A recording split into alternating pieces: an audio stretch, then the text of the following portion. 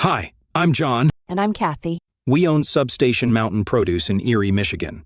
Today, we will give you a glimpse of how we utilize a high-density hydroponic system to grow produce with water, nutrients, and light, but no soil. We hope you enjoy our presentation. Today is May 4th, and we're getting ready to build our hydroponic system. Here you can see our basic frame with a cattle panel trellis. Troughs will sit on the blocks down below. We also have 4 blocks at the very end where we are going to have a tower that will house 48 plants. The trellis is in place. It is very simple, easy to install, and very convenient. We will have pails with multiple plants in each that will sit on the troughs on both sides of the trellis. We are eager to get everything up and running quickly. Here we go. May 9th is a rainy, cold day. Not a day to plant plants, but nevertheless, a day to get things ready. You've seen the cattle panel trellis we have for our hydroponic system.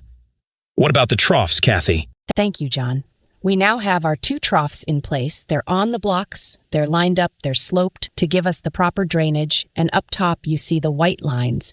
Those are going to be our irrigation lines, and they will have shutoff valves at this end. We have 1 aluminum trough that we have from last year. We also have fabricated a wooden trough. Both troughs are on the support blocks. Thank you, Kathy. They're both ready to have liner put into them, and then from this stage we go on to putting our hydroponic pails on top of them and we'll be good to go. Slowly but surely, we're making progress. Today is May 13th, and we now have black film in the troughs and the water lines are installed and watertight. As we come down to the west end, we have our 2 totes for our nutrient reservoirs. The first tote will have the 2 inlets from the troughs, and it's connected to the second tote on the bottom with 2 valves. The second tote then has the outlet for the submersible nutrient pump inside the tote, and the power cord is running up to be plugged into the timer. We also have an emergency float valve that will automatically add water if the reservoirs run too low. We have a fill hole on top of the primary tote to add nutrient mix as needed. We are now ready to go with this stage. 2 weeks have gone by now. The nutrient timer and the UV filter are fully operational. The reservoirs are doing their job, and all the buckets are covered to provide UV protection, and all the plants are planted. All of our pails are food grade. Most are white and very susceptible to algae growth, so we covered them in black plastic to shield them from light that feeds algae. Black plastic film around the pails and on the troughs along with the UV filter will do the job for us, eliminating any algae problems. Some of our plants are from seeds planted indoors during the winter, and some from Parun's greenhouse in Ida, Michigan. A few plants are already moving up on the trellis. Red covers are in place between the pails to block light in the troughs. We now have a lot of blossoms coming out, and everything is looking good. Even our volunteer plants from seeds that fell down last year are popping up.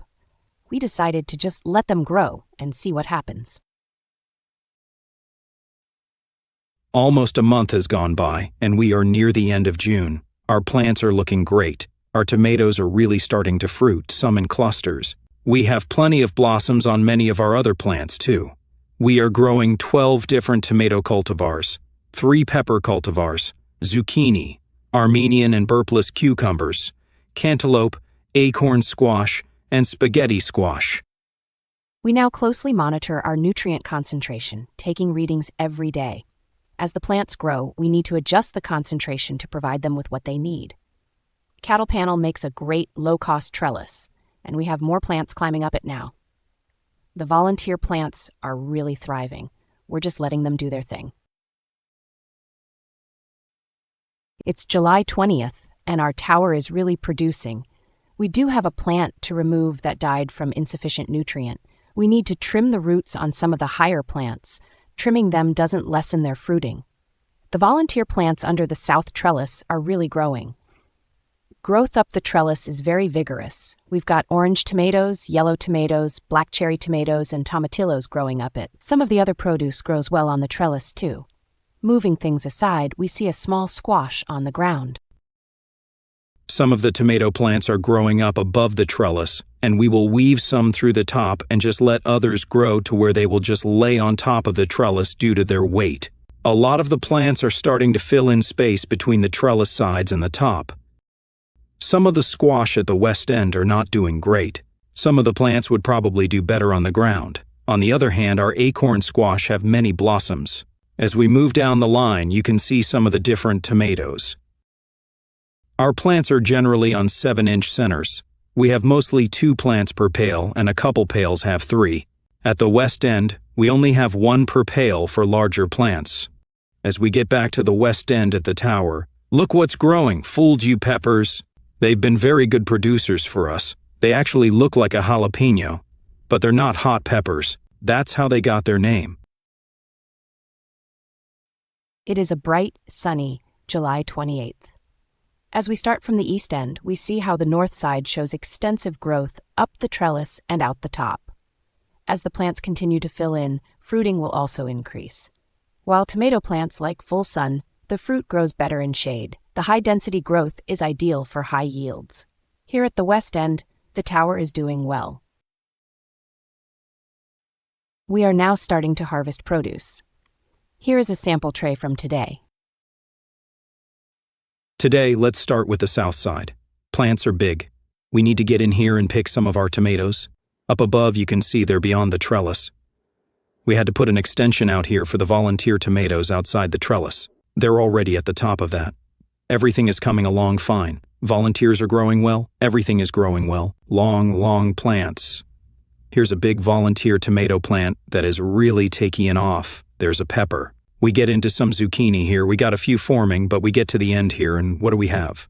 Armenian cucumbers. One is 14 inches long. More are in here somewhere. Around to the north side, the plants are doing just fine. Down in here, we have some Carolina Gold tomatoes. They are a late-season variety. Some black cherries are ripening up. We have a pineapple tomato just starting. It'll be a few days for it. Our Honey Delight tomatoes are looking good. We had problems with the tower. The roots got so big they were clogging the nutrient solution flow. We just trimmed roots where we had to, and it doesn't seem to hurt the plants any. Our cattle panel up above has worked out very well as a trellis. Down below, we see that some of our volunteer tomatoes are unbelievably productive. Here's the extra piece of panel to support the volunteers. All the tomatoes are growing way up.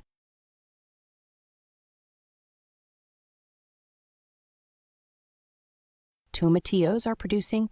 Here's one that's ready to be picked now.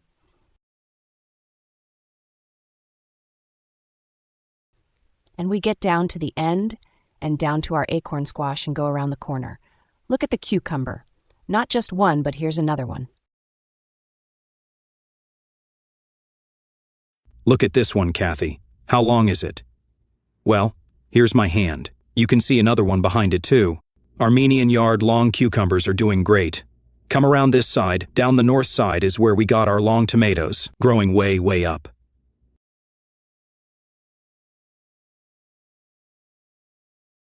Here we're ready to go with some California Gold just starting to come in.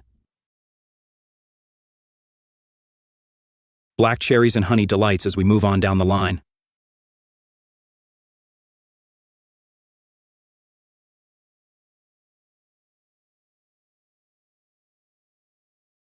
Well, look at the pineapple coming up. One over here too. So things are looking pretty good. It's been a good year all in all. That's it, and we are done for today. A week into September now, and it's been a crazy year. The plants are really growing well. We're starting to wind down a little bit now. We've had weather that was 60 degrees one day and 95 the next day. That isn't exactly what the plants want, but nevertheless, they've still been growing just fine. As you can see, even our volunteers, and look how high the plants are. At the top, they are probably a little over 8 feet tall. Since we just picked this morning, there aren't as many tomatoes. Here is what we harvested in our first picking. After we pick the produce, we spread them out to dry before we package them. We may pick 1 or 2 more times depending on the yield. They're still blossoming, as you can see as we go down to the end on the south side. Still looking good, still getting some growth. Our Armenian cucumbers are just about done now, but most plants are still doing well for the most part. Here are a couple regular cucumbers we will be picking soon.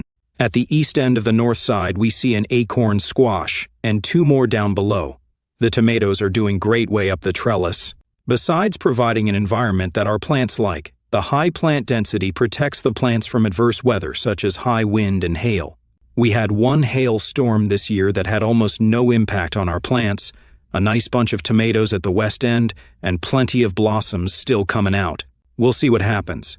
It's a little bit late, probably too late, but we have some nice-looking peppers here. Most of the stuff on this side of the tower is kind of near the end, but all in all, it's been a pretty good year.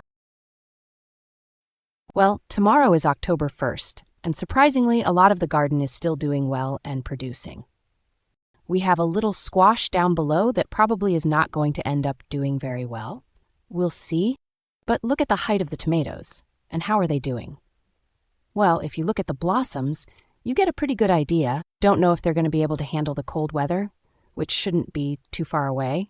But we also have tons of green tomatoes, and we just need to keep working with them and taking advantage of what we've got and hoping for the best.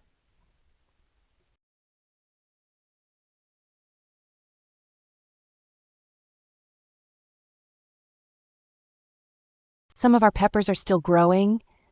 We have one with a bite out of it. Our zucchini and cucumbers, they're done. So you have one hanging here yet, but that's about it for them. And on the north side, a lot of our jungle is slowly disappearing, but we have some plants that are still blossoming and fruiting. We go down, we look up above, we still have some up above, blossoms on this side too, and the plants are looking very good. We've been boosting the nutrient for them, and they seem to like it. So the season's coming near an end, but hey, it's been a great season. And look at our full deal peppers. I mean, we have just had them producing like crazy, but it won't be long now. It'll be all over. It is hard to believe that today is November 5th. The temperature is 70 degrees and we just got done picking. This is what we got. We will probably pick again today. We will deliver to a food bank tomorrow.